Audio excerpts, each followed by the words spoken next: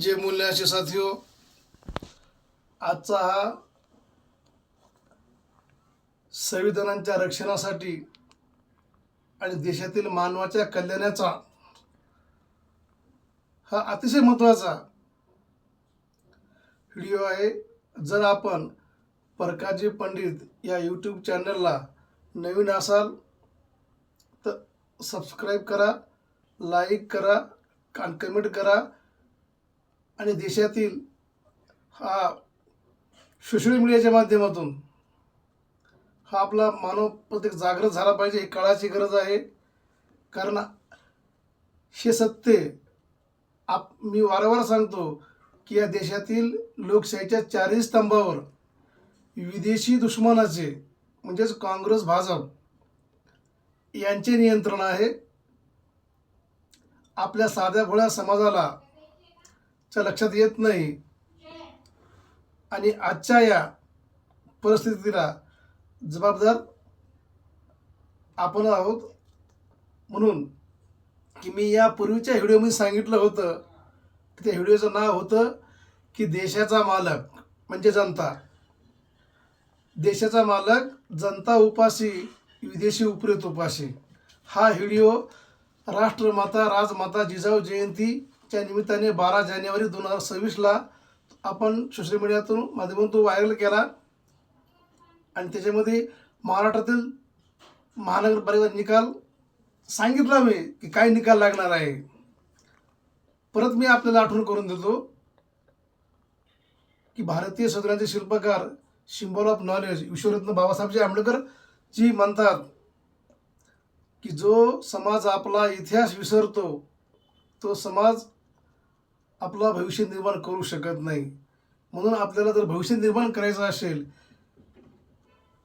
तर या विदेशी ब्राह्मणा, भाजपा, काँग्रेस हे दोन्ही पक्ष ब्राह्मणांचेच आहेत, हे लक्षात असू द्या. आणि ते बघा राष्ट्रीय पक्ष आहेत. किती शोकांतिक आहे, जे आपल्या देशाचे रहिवासी नाहीत त्यांची संख्या भारत देशामध्ये फक्त 3.5% आहेत. आणि दुसऱ्या बाजूने या देशाचा मालक, मूलनिवासी, भारतीय संविधानाने दिलेली जी ओळख आहे SC, ST, OBC अर्थात अनुसूचित जाती, अनुसूचित जमाती, इतर मागास प्रवर्ग आणि धर्म परिवर्तित मूलनिवासी यांची संख्या आपल्या देशामध्ये 96.5%. जगातल्या कुठल्याही विद्वानाला विचारा, तुम्ही विचारवंताला विचारा, गणित सोपं आहे, 100च्या आतमधलं आहे की ज्यांची संख्या 3.5% आहे एका बाजूला, दुसऱ्या बाजूला आहे बहुसंख्य 96%. तो साध्या ग्रामपंचायतचा मेंबर बनू शकत नाही, निवडून येऊ शकत नाही, तर इतर निवडणुकीचा तर विषयच नाही, कसा निवडून येईल. आणि ही जनजागृती भारत मुक्ती मोर्चा, बहुजन क्रांती मोर्चा, बामसेफचे राष्ट्रीय अध्यक्ष मान्यवर वामनजी मेश्राम साहेब बहुजन समाजाला जागृत करत आहेत. आणि यांची धसकी आज आपल्या देशामध्ये इतर अनेक भरपूर हे पक्ष आहेत. वेळेच्या अभावी त्यांचे नाव घेणार नाही, आपलं समजून घ्या. पण यांच्या EVM ही आजची मनुस्मृती आहे.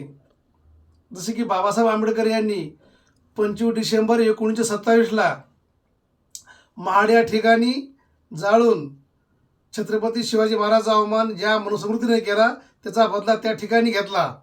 तसा आपल्याला ही तुमची आपली सगळ्यांची जबाबदारी आहे की ही मनुस्मृती नष्ट करावी लागेल. कारण ही मनुस्मृती आहे इलेक्ट्रॉनिक वोटिंग मशीन म्हणजेच EVM.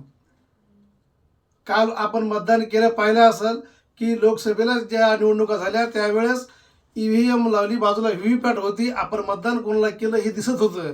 पण यावेळी बघा सोशल मीडियाच्या माध्यमातून किती स्वतःच्या जो मंत्री म्हणून आहेत त्यांचं मत त्या यादीमध्ये नाही आहे. म्हणजे किती गडबड केली. बाहेरच्या राज्यातून माणसं, म्हणजे इतर देशातून सभेसाठी माणसं यांनी रोजानी माणसं आणली. काही माणसांना का देवाला न्यायचं आहे म्हणून त्यांना मतदान करायला नेलं. ह्या अशा सोशल मीडियामध्ये ह्या कुठला मीडिया दाखविणार नाही. आणि सोशल मीडिया, मी वारंवार सांगतो की आपला खरा मीडिया हा सोशल मीडिया, हाच खरा आपला मीडिया आहे. आणि जो लोक आज बामशेबकडे वळत आहेत, हे बघा, मोहन भागवत किती RSSचा किती घाबरलेला आहे. तुम्ही अंदाजला कल्पना करा की जे कटकला अधिवेशन होणार होतं त्यांनी ते रोखलं षड्यंत्र करून. आणि म्हणून की यांच्या पायाखालचे वळू सरकलेले खूप घाबरलेले आहेत. की मी अजूनही आपल्याला सांगतो की तुम्ही कुठल्याही हजारो वर्षापासून हे विदेशी यांची ओळख लपवून ठेवली, पण विज्ञानानं आता सिद्ध केलं आहे की ब्राह्मण या देशाचे नाहीत, ते युरेशियन ब्राह्मण आहेत. म्हणून ते आता आपल्याला सगळे मतभेद बुटासारखे चपलासारखे घराच्या बाहेर ठेवा. आणि आपण आपल्याला आपल्या देशाचं संविधानाचा रक्षा करायची असेल तर बामशेपला साथ सहयोग करा, सपोर्ट करा. कारण बामशेप हे एकच असं संघटन आहे की हे आपल्या येथील मूळ निवासी मानवाच्या कल्याणासाठी, संविधानाच्या रक्षणासाठी संघर्ष करत आहे. म्हणून आपण वेळ कुठल्याही भूलथापाला बळी पडू नका.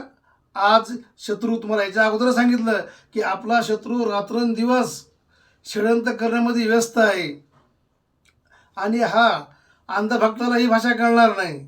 ज्यांना थोडाफार आपले, ज्याला लिहिता येतं, वाचता येतं, आणि जगातला कुठला असा माणूस नाही किंवा मी दुःखी असलं पाहिजे, माझं कुटुंब दुःखी असलं पाहिजे, माझा परिवार दुःखी असला पाहिजे, देश दुःखी असला पाहिजे, असं कोणालाही वाटत नाही.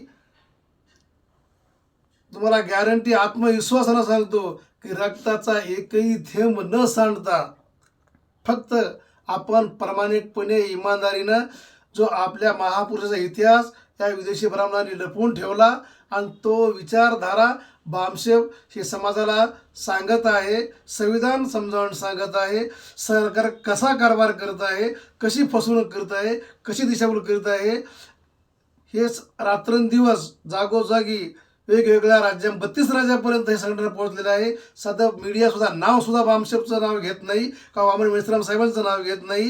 हे डोक्यात घ्या. आणि म्हणून आपण की जरा तुम्हाला जास्त मागचा हे नाही, 2004ची आठवण करून देतो.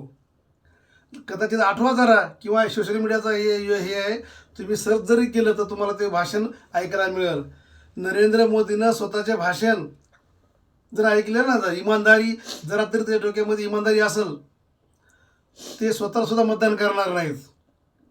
आणि परत तुम्हाला सांगतो की जोपर्यंत आपल्या देशातील ती निवडणूक कुठलीही असो, की EVM हटवण्यासाठीच एकच आंदोलन करा, बाकी कुठलंही आंदोलन करण्याची गरज नाही. कारण जसे की बाबासाहेबांनी मनुस्मृती जाळली आणि मनुस्मृती जाळून जशी त्यांना संधी मिळाली की त्यांना, म्हणून म्हणतोय मी वारंवार याच्या अगोदरच्या एक 2 व्हिडिओमध्ये त्याचा खुलासा केला मी की भगवान बुद्धांनी वाणीचा वापर केला, बहुजन समाजाला दिशा देण्याचं कार्य केलं. बाबासाहेबांना संधी मिळाली, लेखणीच्या माध्यमातून देशाचं परिवर्तन केलं, देशाला नवीन संविधान दिलं आणि जी हजारो वर्षाची परंपरा होती नष्ट केली, सर्व समान केले. मान्यवरजी कांशीरामजी यांनी सायकलचा वापर केला, बहुजन समाजातील महापुरुष SC ST OBC यांना विचारधारा सांगितली, समाजाला जागृत केलं. जे होऊ शकत नाही म्हणत होते, जे होऊ शकतं हे उत्तर प्रदेशामध्ये करून दाखवलं. तर आता आपल्या हाती हे एकमेव साधन आहे सोशल मीडिया. या माध्यमातून आपण हे होऊ शकतंय. गरज फक्त एवढीच आहे, अहंकार सोडा, सत्य स्वीकारा, खोट्याला भूलथापाला बळी पडू नका. आणि तुम्हाला 1000-500 दिले, 10-5 हजार दिले, गणित लावा की तुम्हाला जरी नका 2-4 हजार जरी दिले तर एका दिवसा वाट्याला किती येतात. आणि ह्या आपलं मत विकणं, कुठल्या आमिषाला बळी पडणं म्हणजे आपल्या देशाचं भविष्य अंधकारात ढकलणं आहे. मग आपल्या एवढी गद्दार, बैमान, लाचार कुणीच नाही आणि अशी माणसं संविधानाचं रक्षण करू शकत नाहीत. आणि म्हणून पहा की बदमाशी आज आपल्या समोरचा विषय आहे की ज्या लोक आहे यांचे मी तुम्हाला की जे विदेशी आहे त्यांना माहिती आहे त्यांच्याकडं आणि बोलण्यासारखं भरपूर आहे, वेळ कमी वेळेच्या अभावी, कारण का आपल्या माणसाला चांगलं ऐकण्याची सवय नाही आहे. म्हणून आपण सत्य तपासलं पाहिजे की जे लोक गद्दार आहे बघा, आपल्या ज्यांनी पार्टी फोडली आपसामध्ये त्यांनी झगडे लावलेत, दबाव आणला, धमकी आणल्या, ज्यांची बघा जे गद्दार लोक ते निवडून येऊ शकतात का? शक्यच नाही. पण इलेक्ट्रॉनिक वोटिंगचा फायदा हा आहे की निवडणूक कोणाला आणायचं, कोणाला पाडायचं हे सेटिंग करता येते. म्हणजे हा पूर्वनियोजित प्लॅन आहे, लक्षात घ्या. याच्यात कुठलाही आनंदित व्हायचा काही विषय नाही आहे. काही वाटत असेल की मग हे कसे आले ते कसे, त्यांचे तोंड बंद करण्यासाठी झाले ते, लक्षात घ्या. अकोला जिल्ह्यातील जे MIM त्याचं बक्षीस आहे, लक्षात घ्या. तिथं भाजप आणि MI युती केली. जे भाजपला साथ देईल त्याचा त्याला बेनिफिट भेटणार. म्हणून बघा आपल्यासाठी ही एक शहरीच्या माध्यमातून हा एक भोजनाला फार महत्त्वाचा संदेश देत आहे. आपण लक्षात असू द्या. गलती से भी मत करना अब मूल भाई, गलती से भी मत करना अब मूल निवासी भाई भूल, तूफान जैसे फैल रहा है अपना विचार मूल, ना रहेगा पंजा ना रहेगा कमल का फूल, ना रहेगा पंजा ना रहेगा कमल का फूल, प्रकाश जी पंडित कहते हैं विदेशी दुश्मन हो जाएंगे परमानेंट गुल, प्रकाश जी पंडित कहते हैं कि विदेशी दुश्मन हो जाएंगे परमानेंट गुल. जय मूल निवासी.